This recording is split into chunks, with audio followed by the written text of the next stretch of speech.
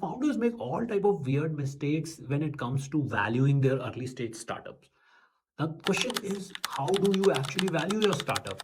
Because let's be frank, it's not a science, right? There is no mathematical formula which will take you to valuation, right? So the DCF does not work. There are no revenue multiples or even or profit multiples by which you can value it like it is done in public markets.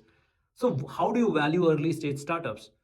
The fact is, this is essentially driven by general accepted benchmarks, which define how a startup should be valued, say, at earliest stages, right? So, for example, a startup, when it is just built, it would be valued at a pre-seed stage of at around 20 to 20, 30 CR. So you can raise 2, 3 CRs or 5 CR, whatever that amount at a 20 to 30 CR valuation. Post that, you would want to raise at around 5 to 6 million valuation for a million and a half dollar round. Again, leading to a 15 to 20% dilution. The next round would be at a somewhere between $5 to $10 million. Of course, I'm talking about very broad numbers, and these numbers are driven by a multiple of factors. Things like profile of the founder, things like the sector that you are building in, the evolution of the product, the general interest of the investor that you are talking to. But hey, what I spoke about are the broader benchmarks, and they help. The thing is, it is advisable not to go massively out of these benchmarks, because what that does is that shrinks the number of funds that you can really reach out to, and that will reduce your ability to close the round. Now, if you are somebody in a very, very hot position, very strong profile, very big, very hot sector, and with a product that is, progressing very well, sure, go ahead, try.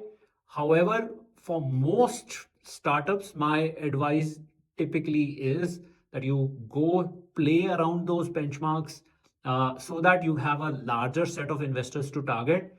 And the aim should be to get more than one investors interested in your startup. If you are able to do that, then that will improve your valuation on its own, because again, we'll have more demand for your startup, and that is a far superior way of expanding your valuation, rather than trying to come up with a very high valuation ask at the very start, which will turn a lot of investors off, and they would probably not even evaluate your startup.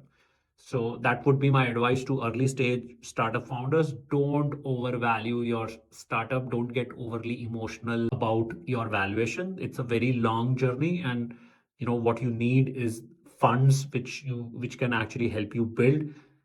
Don't your very fast valuation rise at early stages doesn't really make too much of a difference in the long run.